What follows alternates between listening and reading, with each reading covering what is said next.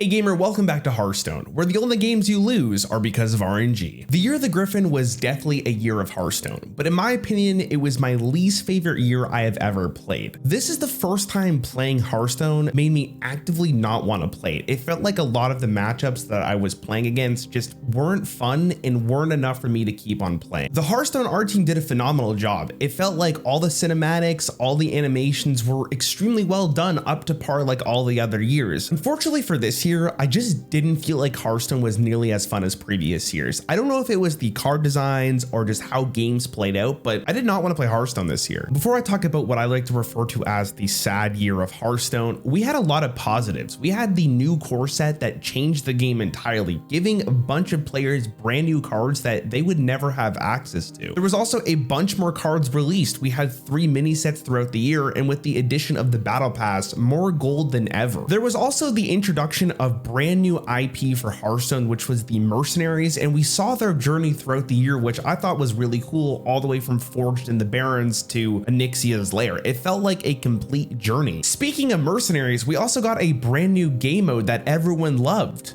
Unfortunately for all the good things, in my opinion, they were completely countered by all the bad things that happened throughout this year. Before we get to the year of the Griffin, we first have to look at the year of the Phoenix. That year was absolutely crazy. That was the year of the Demon Hunter, and it felt like that year really set the tone for this year because it was extremely powerful, extremely aggressive, and there was a lot of strong tools given to a lot of classes. To really sum up the year of the Griffin, OTK Demon Hunter was played at 2 world championships in the same year span. Take that in for a second. Let's start with the first expansion of this year, which was Forged in the Barrens. Honestly, this looked like it was going to be a pretty tame expansion. Overall, there wasn't something extremely powerful. There wasn't something that was going to blow you out of the water, but we completely forgot about the cards from the previous year. That year had a lot of very powerful cards, and with the reduced power of Forged in the Barrens, we were about to see a lot of these cards shine and really decimate what could have been a very nice metagame. Do you remember Deck of Lunacy? At the start of this expansion, due to the low amount of spells actually in the game, Deck of Lunacy became the meta definer, and it was a horrible experience to play against. It was like playing against Questline Mage, which we'll talk about later, but completely random. It just wasn't a really fun experience. Basically, Forged in the Barrens consisted of a lot of aggressive decks, Deck of Lunacy Mage, and then it ended off with RNG Fiesta Priest, which is basically a bunch of discover cards that can discover a bunch of discover cards. Regardless of how you really liked Forged in the Barrens, in terms of a meta perspective, it didn't really start off that well, and it kind of ended in complete shambles until the mini set came out. Now, the mini set was a really big deal for Forged in the Barrens because it kind of gave a lot of life to classes that desperately needed it. Shaman was actually playable for the first time ever. We also got introduced to Stealer of Souls, which was going to be a problem later in the year. The biggest problem with Forged in the Barrens was that a lot of the archetypes that they wanted to push, like Hero Power Mage, Death Rattle Demon Hunter, just were non-existent, and they basically went to the wayside for decks that we've seen for quite a while. Except for one, which was Weapon Rogue. Weapon Rogue actually became extremely popular because it got a lot of support this expansion, and if you probably guessed, Weapon Rogue is one of the most uninteractive decks I've ever played against. Overall, the year didn't start off that great, and the first expansion of the year is a really big deal. Compared to the previous year, we had Demon Hunter, which was absolutely bonkers, but at least it was a brand new class, right? That was fun. This was just not a great way to start off a year of Hearthstone. But then we went on to United and Stormwind. Now, I don't know if you guys remember United and Stormwind. It was kind of in the middle of the year. It wasn't a super powerful expansion. It didn't really do much, but it added the quest lines. Now, this expansion was probably the real divide in Hearthstone players. You either had to really like killing your opponent extremely fast, or you just did not like the game. And I was in the case of hating the game. In fact, this is what made me really excited for mercenaries, but again, different topic. I hated this expansion for a lot of reasons, but the main one was that the quest lines made every single game feel really consistent and uninteractive, and it felt like I was playing against them again and again and again. Now, for those of you who don't know, my favorite thing about Hearthstone is the back and forth nature of the game. I love doing something, seeing how my opponent's gonna react to it, and that's what makes Hearthstone fun, the tension between the board and the player. But United and Stormwind just got rid rid of that entirely. A lot of the decks in United and Stormwind didn't really play for the board whatsoever. A lot of them just killed you from hand, and it felt absolutely atrocious to play against them. There was also an insane amount of mana cheating. We had Stealer of Souls for a little bit there, Incanter's Flow, which I absolutely hate that card with an absolute passion. There was Octobot, which just helped Rogue do their OTK faster with Garrots. It just felt like this expansion was just not for me whatsoever. The other part that I really did not like about United and Stormwind is that he kind of just got rid of homebrew decks. You could not build a deck on your own without just making it aggressive and trying to kill your opponents. You were punished for playing a slow deck in Hearthstone. And I don't mean just by punished. You literally died on turn 6 and 7. You didn't have time to play something like Rattlegore. But the main reason why I did not end up enjoying United and Stormwind is because of the quest lines. The problem with quest lines is that it makes almost every single game feel the exact same. How many times did you go against Quest Mage and you're like,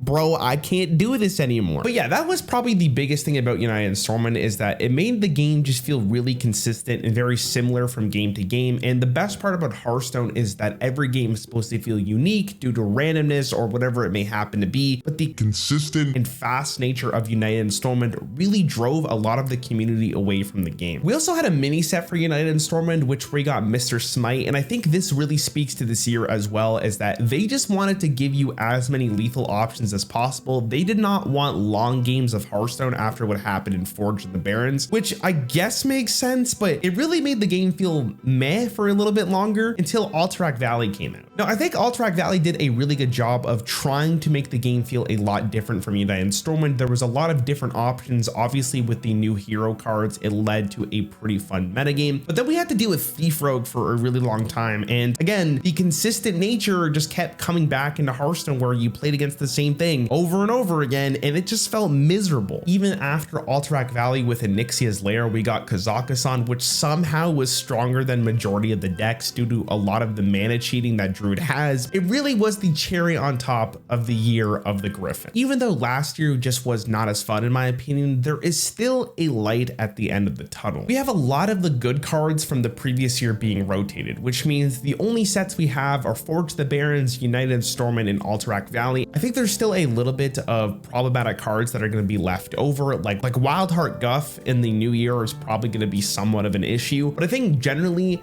the cards don't seem as ridiculous, and I'm optimistic that Voyage into the Sunken City is going to make the game a little bit more board centric. There's clearly the intention from the developers to go away from just hand combos and fight for the board again, which is really, really nice. But in my opinion, this is the year that Hearthstone really needs to try to bring it back to what it was, try to be a little bit more board centric. I think a lot of players are missing that feeling of board tension and just what Hearthstone used to be like. I want to go back to the Hearthstone where it felt like polarization wasn't the main aspect of the game. I don't want to play rock, paper, scissors. I want to play Hearthstone, and I think that would be beneficial for everyone. And with that being said, thank you so much for watching my video. I hope you enjoyed it. I'll see you in the next one. Have a good day.